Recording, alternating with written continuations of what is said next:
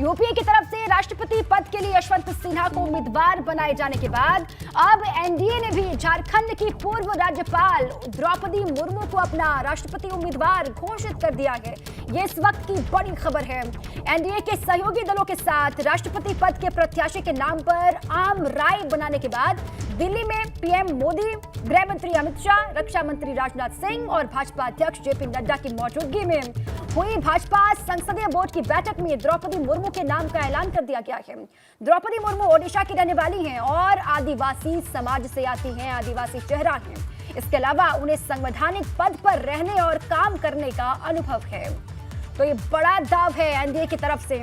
पहले दिन में आपको याद है यूपीए की तरफ से यशवंत सिन्हा का नाम फाइनल हुआ राष्ट्रपति उम्मीदवार के तौर पर, और उसके बाद भाजपा की संसदीय बोर्ड की बैठक होती है। बैठक में मंथन होता है, आम राय बनती है एनडीए के घटक दलों के साथ में, और उसके बाद द्रौपदी मुर्मू के नाम को फाइनल किया जाता है। 2024 सामने है और इस लिहाज से भी ये नाम, ये चेहरा अपने आप में बहुत अहम हो जाता है। इसी पर अधिक जानकारियों के साथ हमारे साथी अविनाश लगातार बने हुए हैं। अविनाश का रुख कर लेते हैं।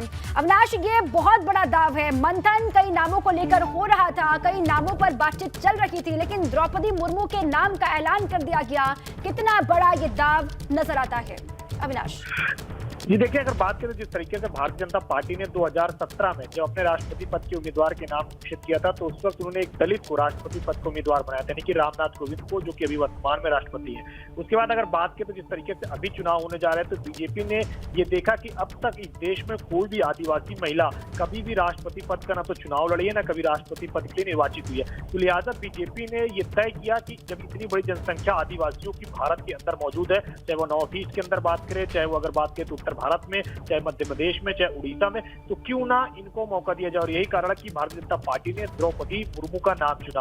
द्रौपदी मुर्मू का एक विशाल अनुभव भी है, खासतौर से सामाजिक जीवन में, और बीजेपी के लिए भी उन्होंने लगातार निष्ठा के साथ काम भी किया है। अगर बात की तो 3 बार अपने गृह जनपद मयूरभंज, जो कि उड़ीसा में पड़ता है, वहां की वो जिला अध्यक्षा रही हैं। इसके बाद अगर बात करें तो वो विधायक भी रही हैं मयूरभंज में। और इसके अलावा अगर बात करें तो उड़ीसा सरकार में जब नवीन पटनायक के साथ बीजेपी वहां पे गठबंधन की सरकार चला रही थी, तो वहां पे वो मंत्री भी रही है। और इसके बाद फिर अगर बात करें तो उनको झारखंड का पहला आदिवासी महिला गवर्नर 2015 में बनाया गया था, और पूरे 6 साल तक वो झारखंड की गवर्नर रही है। 2021 में ही गवर्नर के पद से वो मुक्त हुई थी, और उसके बाद से लगातार भारतीय जनता पार्टी का काम देख रही थी। और यही कारण है कि बीजेपी ने उनके नाम पर मंथन किया। अब उनको अगला राष्ट्रपति पद का उम्मीदवार घोषित कर दिया है। क्योंकि अगर नंबर्स पे जाएं और जो वोटिंग है उसके हिसाब से जाएं, तो बीजेपी के पास बहुमत के बिल्कुल करीब नंबर है। केवल बीजेपी को तकरीबन 31,000 वोट चाहिए। ठीक है अविनाश, आप अपनी बात पूरी कीजिएगा। उससे पहले पीएम मोदी ने भी ट्वीट किया है। श्रीमती मुर्मू ने अपना पूरा जीवन गरीबों को समर्पित किया। ये पीएम मोदी का ट्वीट है। उनके पास समृद्ध प्रशासनिक अनुभव है और उनका कार्यकाल उत्कृष्ट रहा है। मुझे विश्वास है, भरोसा है कि वो हमारे देश के एक महान राष्ट्रपति होंगे। ये देश के प्रधानमंत्री मोदी ने ट्वीट किया। एक और ट्वीट है, बैक टू बैक 2 ट्वीट किए हैं। लाखों लोग, विशेष रूप से वो जिन्होंने गरीबी का अनुभव किया है और कठिनाइयों का सामना किया है, श्रीमती मुर्मू से शक्ति प्राप्त करते हैं। नीतिगत मामलों की उनकी समझ और दयालु स्वभाव से हमारे देश को बहुत लाभ होगा। ये ट्वीट है प्रधानमंत्री नरेंद्र मोदी का, बधाई दी है और इन बातों का भी जिक्र किया है। उन्होंने कहा कि जिस तरीके से उनका पूरा कार्यकाल रहा, उसकी सराहना जितनी की जाए उतनी कम है। बेदाग रहे हैं और उनकी छवि से बहुत लोग प्रभावित भी होते आए हैं। कौन है द्रौपदी मुर्मू, ये भी आप जानिए। झारखंड की पूर्व राज्यपाल रही हैं। संवैधानिक पद पर रहने का इनके पास एक्सपीरियंस है, अनुभव है। झारखंड की इकलौती राज्यपाल जिन्होंने अपना कार्यकाल पूरा किया, और ओडिशा के मयूरभंज जिले की रहने वाली हैं। ओडिशा की पूर्व मंत्री भी रही हैं और आदिवासियों और बालिकाओं के हितों के लिए लगातार आवाज उठाती रही हैं, काम करती रही हैं। महिला आदिवासी समाज से और विवादों से हमेशा दूरी बनाए रखी। विवादों से इनका पूरा जो व्यक्तित्व है वो परे रहा, कभी विवादों से कोई नाता नहीं रहा। बेदाग इनकी छवि है। पूरा कार्यकाल जो रहा अभी तक का वो शानदार रहा, और इसीलिए एनडीए की तरफ से इनके नाम पर मुहर लगाई गई है। एकमात्र आदिवासी चेहरा राज्यपाल के तौर पर वो रही झारखंड में, और उसके बाद अब ये बड़ी जिम्मेदारी उनको मिली है। बैठक होती है और बैठक के बाद पूरे इनके प्रोफाइल को देखते हुए इनको जिम्मेदारी बहुत बड़ी दी गई है। एनडीए की तरफ से उम्मीदवार बनाया गया है राष्ट्रपति पद का। तो ये बड़ी जानकारी, विपक्ष ने यशवंत सिन्हा को उम्मीदवार बनाया। दिन में ये बड़ी खबर सामने आई और उसके बाद जब मंथन हुआ तो द्रौपदी मुर्मू के नाम पर मुहर लगाई गई। अविनाश लगातार हमारे साथ बने हुए। अविनाश, देखिए जो छवि है इनकी, बेदाग इनको कहा जाता है, विवादों से कोई भी नाता इनका नहीं रहा, हमेशा ये परे रही हैं विवादों से और संवैधानिक पद पर रहने का अच्छा खासा अनुभव भी है। तमाम चीजों को ध्यान में रखकर ही इनके नाम को फाइनल किया गया है। अविनाश, तरीके से इनका अब तक का कार्यकाल रहा है। इन्होंने बतौर मंत्री पद के लिए भी काम किया है। उड़ीसा के अंदर अगर बात करें तो ये मंत्री भी रही है 2000 से लेकर के 2004 तक। इसके अलावा अगर बात करें तो वहां पे ये बतौर पार्टी की अध्यक्षा, जिला अध्यक्षा के रूप में काम किया है और गवर्नर के रूप में भी काम किया। यानी कि छोटे से पद से लेकर के एक बड़े संवैधानिक गवर्नर के पद तक के बैठने तक का इन्होंने सफर तय किया है। और अब अगर बात करें तो देश की पहली आदिवासी महिला राष्ट्रपति उम्मीदवार हुई है भारतीय जनता पार्टी की ओर से। और अगर बीजेपी के इतिहास में देखें तो बीजेपी ने पहली बार अपना कोई महिला को, किसी महिला को राष्ट्रपति पद का उम्मीदवार बनाया। इससे पहले बीजेपी ने अब तक जितने भी चुनाव राष्ट्रपति पद के लिए लड़े हैं उसमें कभी भी राष्ट्रपति पद के लिए महिला को उम्मीदवार नहीं बनाया है। पहली मर्तबा है कि बीजेपी किसी महिला को राष्ट्रपति पद का उम्मीदवार बनाई हुई है। और जिस तरीके से बीजेपी के पास नंबर है, लगभग जीत तय है। यानी कि देश को दूसरी महिला राष्ट्रपति मिलना तय है, लगभग ये बात तय है। क्योंकि पहली महिला राष्ट्रपति अगर बात करें तो प्रतिभा सिंह पाटिल थी, जो कि 2007 से लेकर के 2012 तक थी। और अब चूंकि 18 जुलाई को मतदान होना है राष्ट्रपति पद के लिए, तो लिहाजा उसमें अगर बात करें तो द्रौपदी मुर्मू का लगभग चुना जाना तय है। 21 जुलाई को नतीजे आएंगे, लेकिन नतीजे जिस तरीके से आंकड़े बीजेपी के पक्ष में है तो नतीजे साफ तौर पे नजर आ रहे हैं कि द्रौपदी मुर्मू ही देश की अगली राष्ट्रपति होंगी। जहां तक नामांकन की बात करें तो 25 जून को द्रौपदी मुर्मू बतौर राष्ट्रपति पद के लिए अपना नामांकन करेंगे। जो आंकड़े हैं वो यही बताते हैं कि अगली राष्ट्रपति द्रौपदी मुर्मू ही होंगी। ये लगभग तय नजर आता है आंकड़ों के हिसाब से। शुक्रिया आपका अविनाश पूरी जानकारी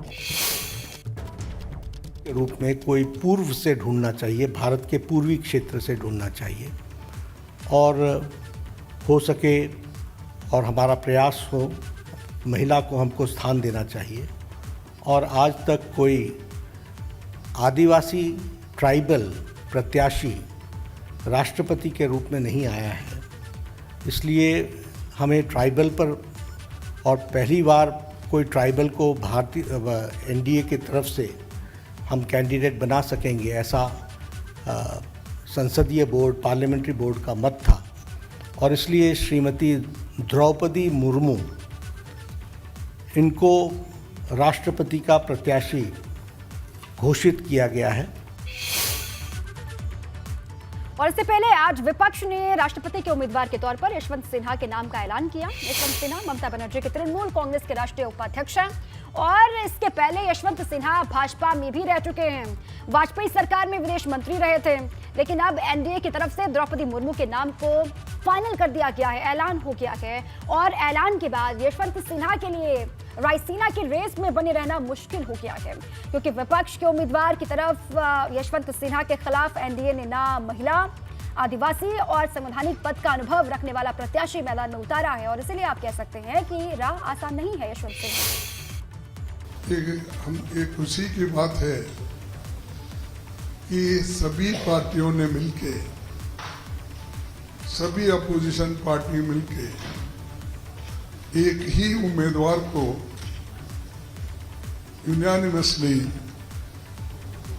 उनको फाइनल किया है। और फाइनल करते वक्त सब पहलुओं पे विचार करके उनका यशवंत सिन्हा जी का नाम आगे आया और उसको पूरा सभी पार्टी ने समर्थन दिया। ये हमारी सबकी मंशा थी। उसी के तहत आज हमको श्री यशवंत सिन्हा जी को स्वीकार करना पड़ा और सभी ने ये माना कि वो एक बहुत बड़े विद्वान भी है। फाइनेंस मिनिस्टर के नाते उन्होंने काम किया, फॉरेन मिनिस्टर के नाते काम किया और एडमिनिस्ट्रेटर यानी सरकार में भी उन्होंने एडमिनिस्ट्रेटर के तौर पर उनका एडमिनिस्ट्रेशन भी सबके सामने है। अब चलिए आगे बढ़ते हैं। यूपी की 2 लोकसभा सीटों पर हो रहे उपचुनाव की आज रामपुर और आजमगढ़ लोकसभा सीट के लिए चुनाव प्रचार का शोर थम गया है। समाजवादी पार्टी को दोनों सीटों पर जीत दर्ज करना जरूरी है, खासतौर पर आजमगढ़ सीट जिस पर 2014 में मुलायम सिंह यादव ने जीत दर्ज की थी और 2019 में अखिलेश यादव ने सपा का कब्जा बरकरार रखा। वहीं भाजपा के लिए ये उपचुनाव इसलिए नाक का सवाल बना हुआ है क्योंकि भाजपा ने हाल ही में सपा को हराकर दूसरी बार यूपी की सत्ता में वापसी की है। ऐसे में भाजपा ये नहीं चाहती है कि उपचुनाव में जीत दर्ज करके सपा का मनोबल दोबारा से ऊंचा हो और इसीलिए रामपुर में पूरे प्रचार के दौरान जहां एक तरफ अकेले आजम खान तो दूसरी तरफ आजमगढ़ में धर्मेंद्र यादव के लिए सपा के दिग्गज नेता प्रचार में उतरे हुए थे और वहीं दूसरी तरफ मुख्यमंत्री योगी आदित्यनाथ ही नहीं बल्कि भाजपा के कई दिग्गज सांसद, मंत्रियों और विधायकों ने आजमगढ़ और रामपुर लोकसभा सीट के लिए प्रचार किया, जीत को लेकर ताल ठोकी। रामपुर लोकसभा सीट की बात करते हैं जहां सीधा मुकाबला भाजपा और सपा के बीच है। रामपुर में ना तो कांग्रेस ने अपना प्रत्याशी घोषित किया है और ना ही बहुजन समाज पार्टी ने। रामपुर में सपा की तरफ से आजम खान के करीबी आसिम रजा चुनाव लड़ रहे हैं तो भाजपा ने किसी वक्त आजम खान के खास सिपा सलार रहे घनश्याम लोधी को मैदान में उतारा है, जिनके लिए प्रचार करने आज खुद मुख्यमंत्री योगी आदित्यनाथ मैदान में पहुंचे थे, रामपुर थे और सीएम योगी ने आज 2 जनसभाएं करके घनश्याम लोधी के लिए वोट की अपील की। भाइयों बहनों, फर्क साफ है।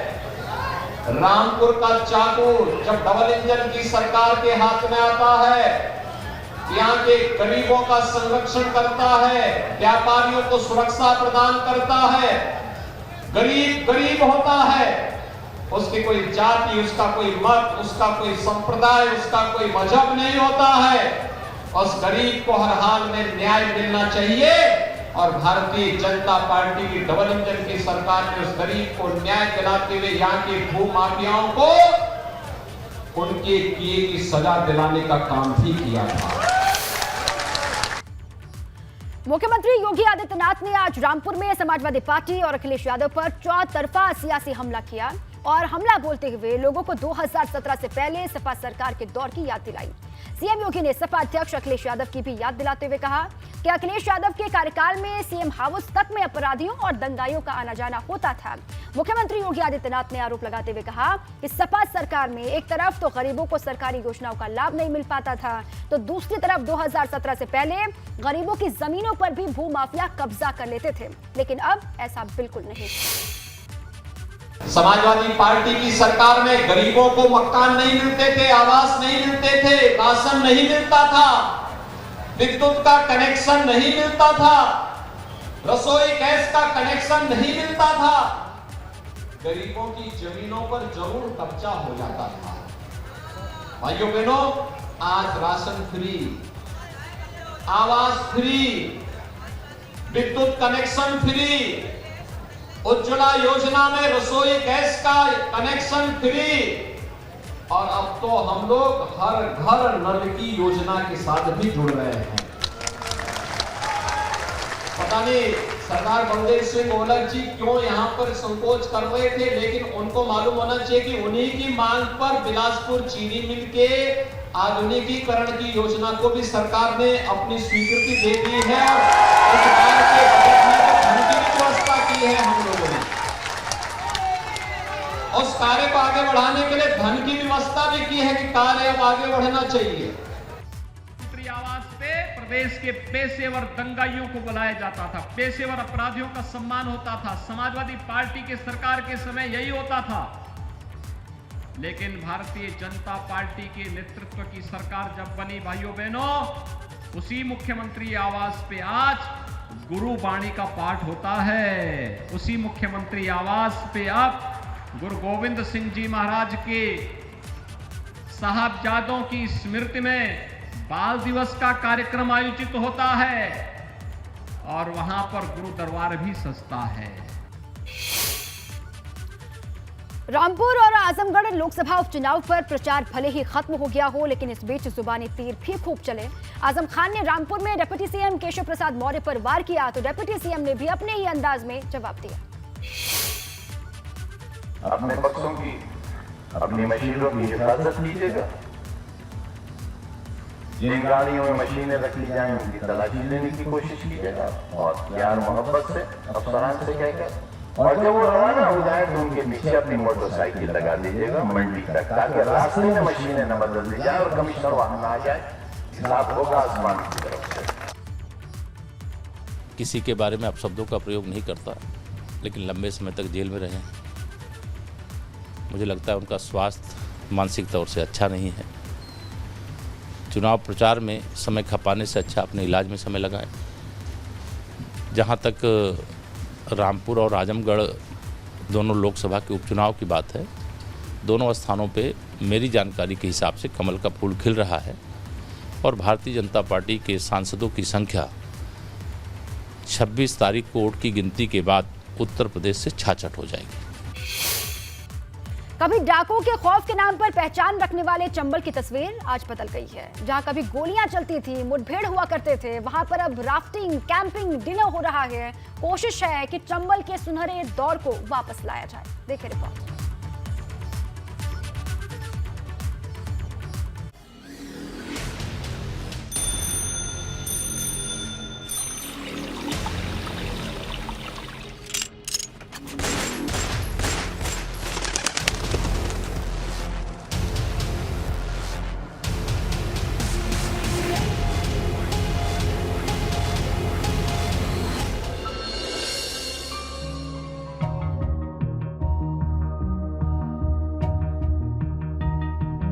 खौफ से खुशियों का प्रतिशोध।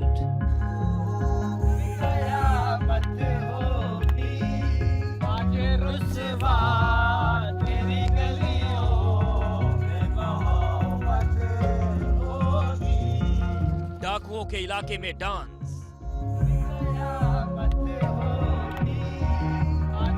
चंबल में रोमांच की राफ्टिंग।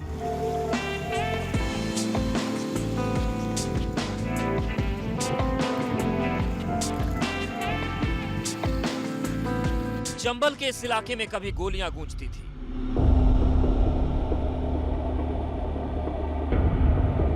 डाकुओं के गैंग रहा करते थे।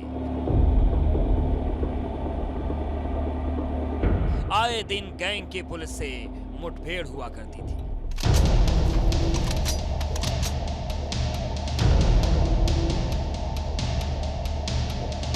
ये वही चंबल है जिसके नाम डाकू, किडनैप और लूट की खौफनाक तस्वीरें सामने आती हैं। चंबल में अब बहुत कुछ बदल गया है।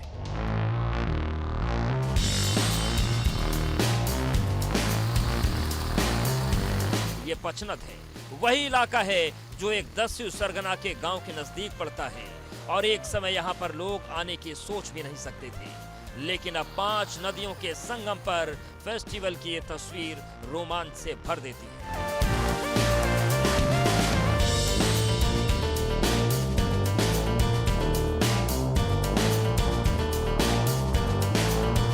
इटावा के ऐतिहासिक पचनद में रात गुलजार है। संगम पर चल रहे कटहल फेस्टिवल में सैलानी पहुंचे। कटहल का शानदार डिनर और रेत पर थिरकते पैरों ने डाकुओं की दहशत पर कब्जा कर लिया है।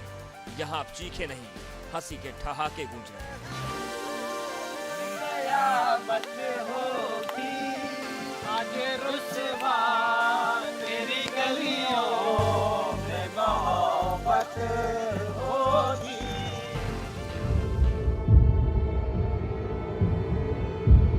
पचनद चंबल का वो इलाका है जो एक जमाने में डाकुओं के खौफ के नाम से जाना जाता रहा।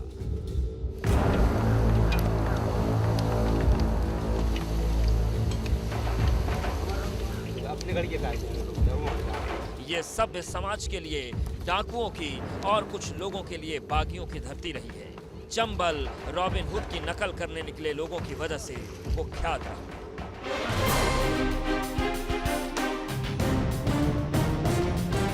चंबल के इन इलाकों में अब खुशियां उड़ान भरती हैं। मुस्कान रात में बिखरने का जज्बा रखती है।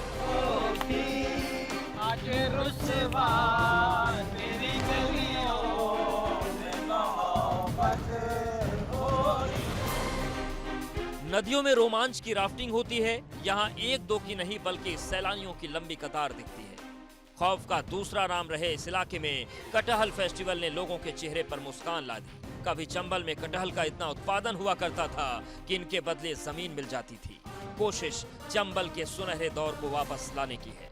कभी एक जमाने में डाकुओं की गोलियों से थर्राने वाली चंबल घाटी में कटहल की लजीज खानों का लुत्फ देने के लिए देश भर से सैलानी आ रहे हैं। ये सब इसलिए हो पा रहा है क्योंकि बदनाम चंबल से एक दशक पहले ही कुख्यात डाकुओं का खात्मा हो चुका है। अब यहाँ राफ्टिंग होती है, कैंपिंग होती है, योग होता है। Bureau report, ABP Ganga, Etawah.